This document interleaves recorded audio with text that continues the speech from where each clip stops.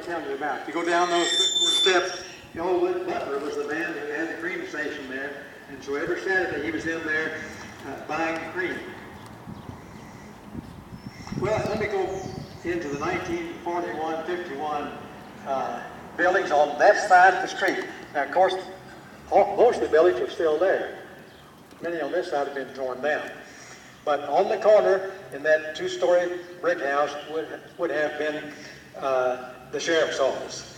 And then below it would have been the residence. The one you see there now was a residence, and it had columns in the front along the porch, and that was the office of the lawyer B.S. Grannis, Mr. Bruce Grannis.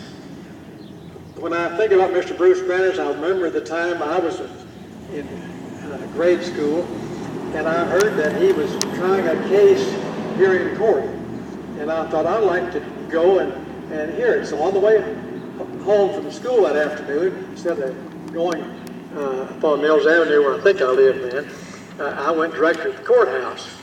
Well, I don't remember the exact type of case it was, but they had a lawyer who was a high-powered lawyer from northern Kentucky called Sawyer Smith. And whoever hired him thought that he could win any case that he was trying.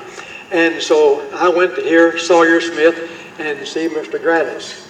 Well, Mr. Grannis won the case, and Sawyer Smith went back home and didn't come back anymore.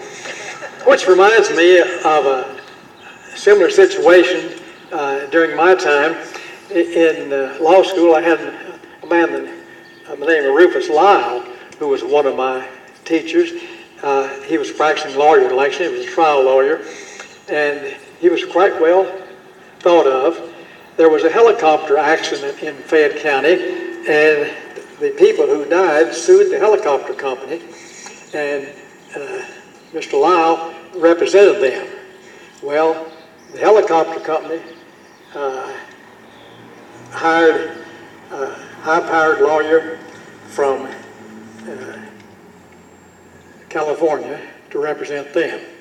So he arrived in Lexington at the airport dressed in his cowboy hat and his cowboy boots, and he came to Kentucky to show us how to practice law.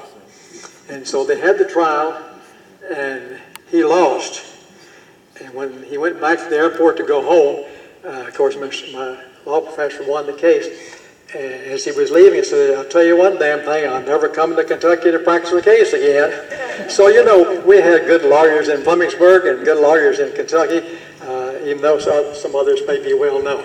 Well, that was the Bruce Grannis Law Office. Now, you can see there's a door that is boarded up, 2, 4, 6, 8 panels. That used to be steps going up that part, and that was Honaker's shoe shop. And then below that was the Moore's dry cleaning. And below that was a residence for a long time. Mrs. Garland Hopper occupied that residence. And you'll see on the lower side, there's a rounded area there, which was a door. When Bobby bought that property, he had that door closed up and no longer used. I believe that building was built by John Cochran because one of his signature details in his buildings was a half-round window above the door. And you can see the outline of that material that's covering the door now was a half-round. And then that was later occupied by Spencer Leslie Appliances, a radio and TV repair shop. And I think, if I'm not mistaken, the first television in Flemingsburg was owned by them, and they put it in their window, and people could stand outside and see television coming in on their television set.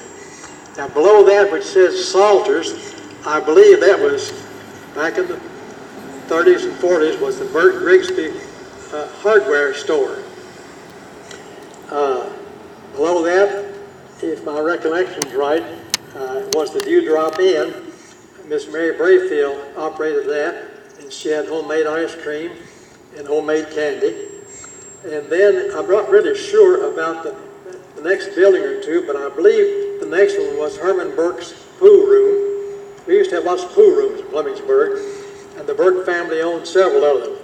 And then the three-story building next to it was a Western Auto. And below that, off and on, there was a grocery store there, and in the corner was Freeze. Now let me turn to this side of the street.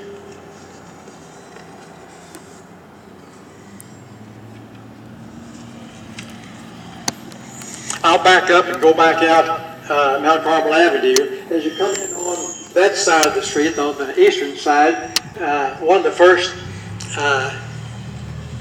buildings of any recollection there was Dr. Ben Allen lived there, and he was the son of Dr. John Allen, who was a dentist. Dr. John Allen was instrumental in the building of the dam and so forth at Park Lake.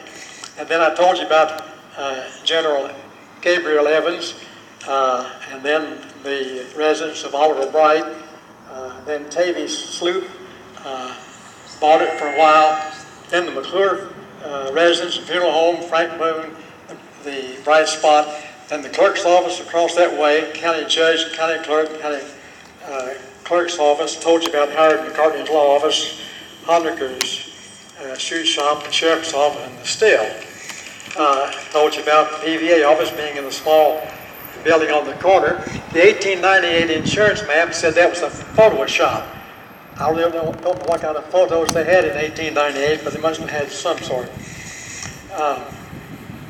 As we go here, I really don't remember this building very much, but the 1898 insurance map said it was a central boarding house. So I guess, unless I knew someone who lived there or lived there, I wouldn't have any business with it. But then below it was a little small building, and it was called the Tin Shop, T-I-N. I suppose many buildings in Flemingsburg, after they had wooden shingle roofs, switched to what we call standing seam metal roofs, and you'd go there and arrange to have the man at the tin shop put your roof on your house. I can remember in the 40s, a man named McLean had a watch shop there. In those days, most all farmers had a pocket watch, and they also had a Sunday watch, a gold watch with a cover on it, a case watch. And so in those days, you could repair those watches, and you bring it to Mr. McLean, and he could clean it, lubricate it, and adjust it for you if need be. Later on, Mary Cooper had a yarn shop there of some sort.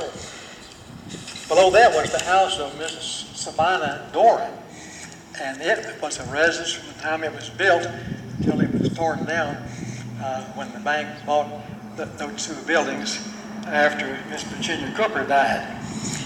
Below that, many of you can remember when the Times Democrat office was there, and after that, the first public library was there, and below that was the Fleming Gazette office. Now I can remember that because Jean McCartney Fleming worked there. In fact, her father, Mr. McCartney, owned the Fleming Gazette at one time, and she learned to operate a linotype machine. Some of you don't know what a linotype machine is, but it's a great, big, heavy machine, heater of some sort in the back of it, which heated a pot of lead metal, and as she would type into the keyboard, like on a typewriter, the story she was working on for the newspaper, this little ingot would come by and type those letters on that ingot, and then it would kick it off, and you'd hear all this clicking going on. It was fascinating me, and so I would, time to time, go in and stand behind her and watch her use the linotype machine. Well, that was the Fleming Gazette. Of course, the Democrat had the same thing. And then later on, the Gazette was, I said, owned by Mr. McCartney. And then during our time, it was owned by Ransom Todd. And then he sold it to Lowell and Gene Netton. And they operated it for many, many years. The next building would have been William H. Fisher's Grocery back in the early 1900s. In the 40s and 50s, it was A.E. Arnold's Appliance Shop. Mr. Arnold lived over on Sterling Avenue. He was also a teacher at one time, a math teacher in the school system. In that same building, up front with a desk, was the Farm Bureau Insurance Office. And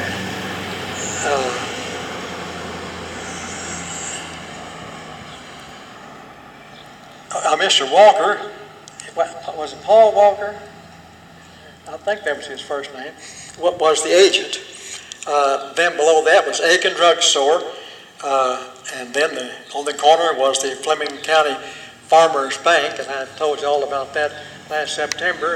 Prior to that, it was the Merchants Hotel, and prior to that, it was the Dudley House. And so these are the buildings that were here back in the 40s and the 50s.